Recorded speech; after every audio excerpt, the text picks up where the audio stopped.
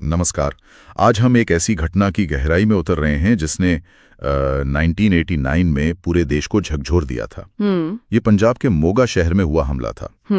हमारे पास इस पर बात करने के लिए कई तरह के स्रोत हैं, जैसे उस समय की Washington post, times of India की रिपोर्ट्स। हाँ, समकालीन खबरें। बिल्कुल।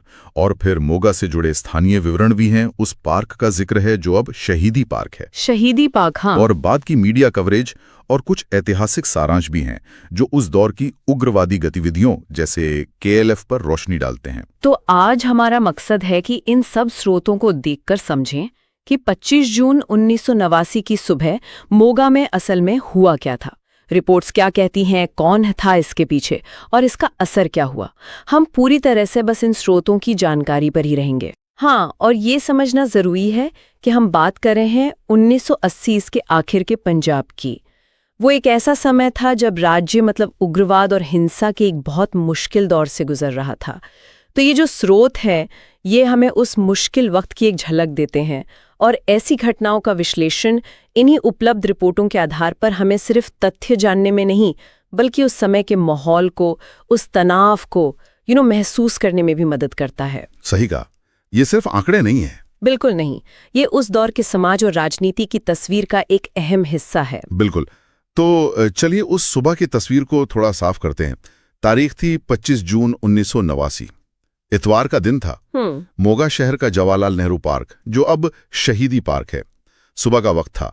वहां पर राष्ट्रीय स्वयंसेवक संघ यानी आरएसएस की एक रोज की सुबह की शाखा चल रही थी। हाँ, ये उनकी नियमित गतिविधि होती है। हाँ, जहां सदस्य व्यायाम वगैरह के लिए इकट्ठा होते हैं।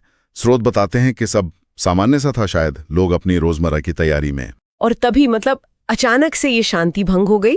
जो डिटेल्स हमें मिलती हैं उस समय की रिपोर्ट से, जैसे वॉशिंगटन पोस्ट की कवरेज से, वो बताती हैं कि हमला बहुत अचानक और क्रूर था।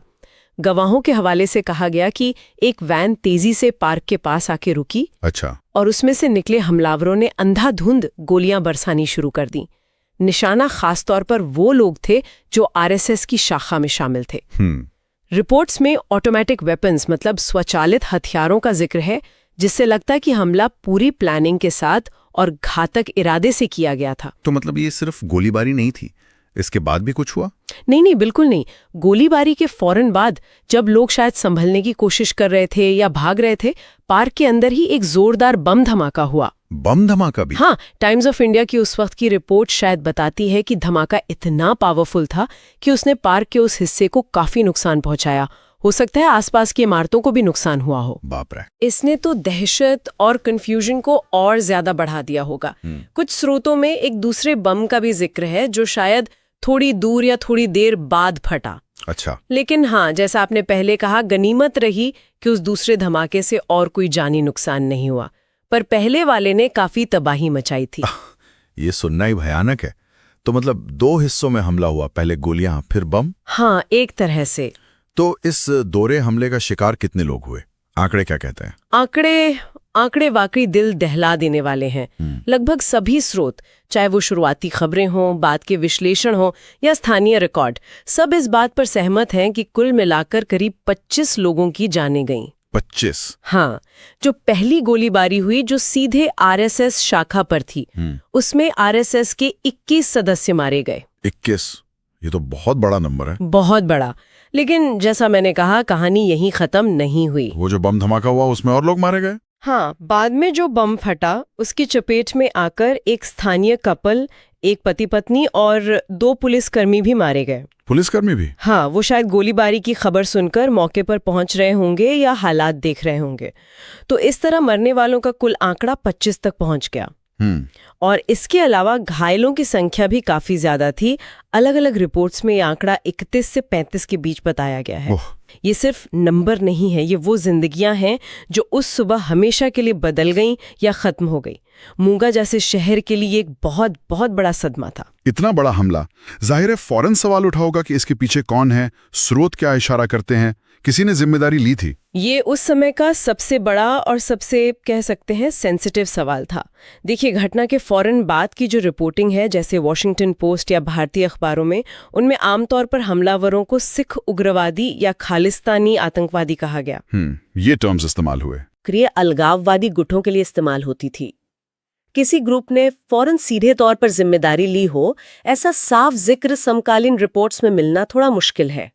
अक्सर ऐसे हमलों के बाद जिम्मेदारी साफ होने में वक्त लगता था या फिर इंटेलिजेंस के अंदाजों पर आधारित होती थी बात। अच्छा। हाँ, लेकिन बाद के सालों में जो विश्लेषण हुए और जो स्टडीज उग्रवाद के इतिहास पर हुई, उनमें इस हमले को खालिस्तान लिबरेशन फोर्स यानी KLF से जोड़ा गया है। KLF? जी, KLF उस समय पंजाब में एक्टिव बड़े सशस्त्र गुटों में से एक था, जो अलग सिख राज्य खालिस्तान के लिए हिंसक संघर्ष कर रहा था।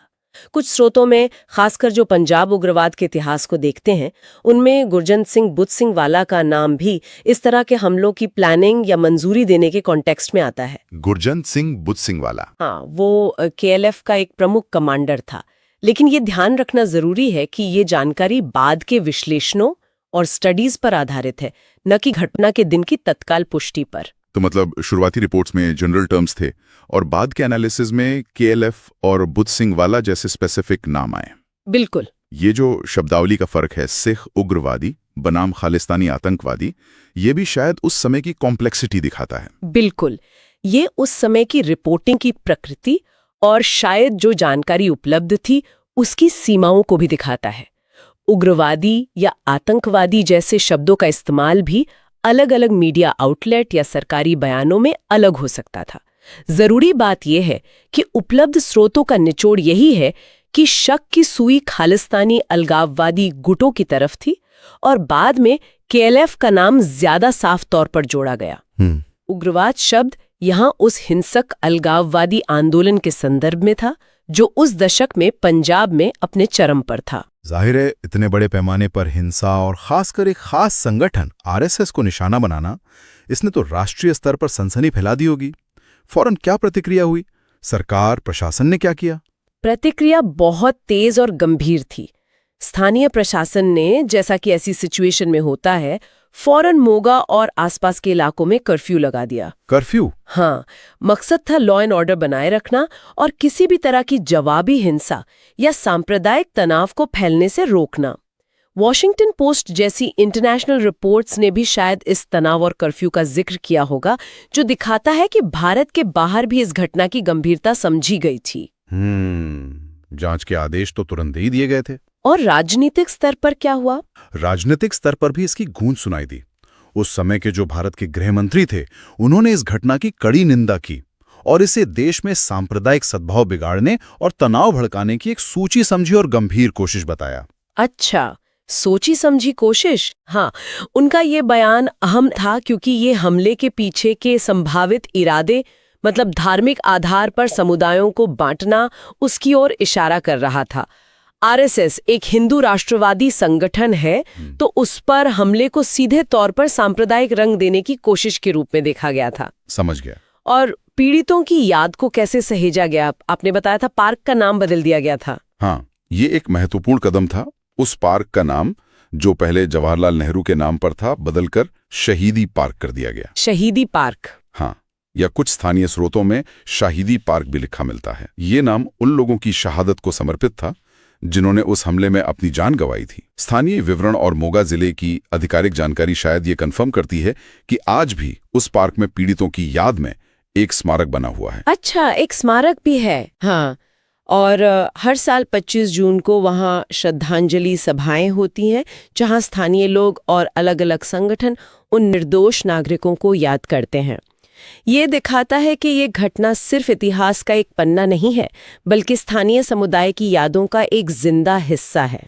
ये जानना सुकून देता है कि उनकी स्मृति को जीवित रखा गया है। लेकिन जैसा आपने शुरू में कहा था, ये घटना पंजाब के उग्रवाद के एक बड़े कॉन्टेक्स्ट का हिस्सा थी। क्या बाद की जांचों या रिपोर्टों में इस घटना या इस तरह की दूसरी घटनाओं के बारे में कुछ और जानकारी सामने आई, खासकर वो जो भारी समर्थन वाले आरोप लगते हैं उनके बारे में? हाँ, ये एक जटिल पहलू है और इस पर अक्सर बहस होती रही है। पंजाब में उग्रवाद के पूरे दौर और उसके बाद सरकार के जो आतंकवाद विरोधी अभियान चले, उन पर कई जांचें, रिपोर्टें और अकादमिक अध्ययन हुए हैं। हमारे स्रोतों में, खासकर बाद की मीडिया कवरेज और ऐतिहासिक सारांशों में, इस बात का जिक्र मिलता है कि भारतीय जांच एजेंसियों और मीडिया ने कई बार पंजाब में हुई टारगेटेड हत्याओं, जिनमें RSS कार्यकर्ताओं या नेताओं पर हमले भी शामिल थे, को खालिस्तानी चरमपंथी संगठनों से जोड़ा है। इसके साथ ही इन रिपोर्टों और अध्ययनों में अक्सर इन संगठनों को कथित तौर पर सीमा पार या दूसरे बाहरी स्रोतों से मिलने वाले समर्थन जैसे हथियार, ट्रेनिंग या फंडिंग के आरोप भी लगाए गए हैं। अच्छा, बाहरी समर्थन के आरोप। हाँ, KLF जैसे समूहों के संदर्भ में भी ऐसे आरोप लगते रहे हैं। हालांकि ये अंडरलाइन करना बहुत जरूरी है कि ये आरोप खासकर बाहरी समर्थन की प्रकृति और उसका पैमाना क्या था, ये हमेशा जांच, विवाद और अलग-अलग नजरियों का विषय रहे हैं। मतलब कंफर्म नहीं है। स्रोत इन आरोपों का जिक्र करते हैं, लेकिन उनकी अंतिम पुष्टि या सब लोगों से मान ले, ये एक अलग मुद्दा है। हम यहाँ सिर्फ वही बता रहे हैं जो स्रोतों में दर्ज है, किसी का पक्ष लिए बिना। सही, यानी जांच और विश्लेषण का सिलसिला बाद के सालों में भी चलता रहा और बाहरी हाथ होने का शक या आरोप भी चर्चा में बने रहे, जैसा कि स्रोतों से पता चलता है। बिल्कुल। उग्रवाद का दौर खत्म होने के बाद भी उस समय की घटनाओं, उनके पीछे के कारणों, किरदारों और बाहरी कनेक्शन को समझने की कोशिशें जारी रही हैं। मोगा जैसी घटनाएं इन विश्लेषणों में केस स्टडी की तरह देखी जाती हैं, ये समझने के लिए कि उस दौर में हिंसा का पैटर्न क्या था, कौन से समूह ज्यादा एक्टिव थे और उनके कथित उद्देश्य क्या थे। तो अगर हम आज की इस पूरी बातचीत का सार निकालें, एक तरह से सम अप करें, तो 1989 में मोगा के जवाहरलाल नेहरू पार्क, जो अब शहीदी पार्क है, वहां हुआ हमला एक बहुत ही भयानक घटना थी। सुबह RSS की शाखा पर ऑटोमेटिक हथियारों से गोलीबारी और फिर बम धमाके में करीब 25 लोग मारे गए और 30 से ज्यादा घायल हुए। उपलब्ध स्रोतों के आधार पर शक की सुई खालिस्तानी उग्रवादी समूहों, खासकर KLF की ओर गई, जैसा बाद के विश्लेषणों में कहा गया। हाँ। इस घटना ने देश को हिला दिया, सांप्रदायिक तनाव की आशंका पैदा की और इसकी याद में पार्क का नाम बदला गया, जहां आज भी पीड़ितों को श्रद्धांजलि दी जाती है। आपने इसे बिल्कुल सही ढंग से समेटा है। ये घटना पंजाब के उस काले दौर की क्रूरता और उसकी जो कॉम्प्लेक्सिटी थी, उसका एक प्रतीक है। इसने न केवल फौरन तबाही मचाई, बल्कि लंबे समय तक डर और अविश्वास का माहौल भी बनाया होगा। और स्रोतों से ये भी साफ है कि घटना की जिम्मेदारी, उसके पीछे का मकसद और संभावित बाहरी कड़ियों जैसे पहलुओं पर समय के साथ जांच और चर्चा जारी रही, जो ऐसी दुखद घटनाओं की प्रकृति होती है। और जैसा कि आपने कहा, ये सिर्फ मोगा की कहानी नहीं, बल्कि उस पूरे दौर के पंजाब की कहानी का एक महत्वपूर्ण हिस्सा है। हाँ, बिल्कुल।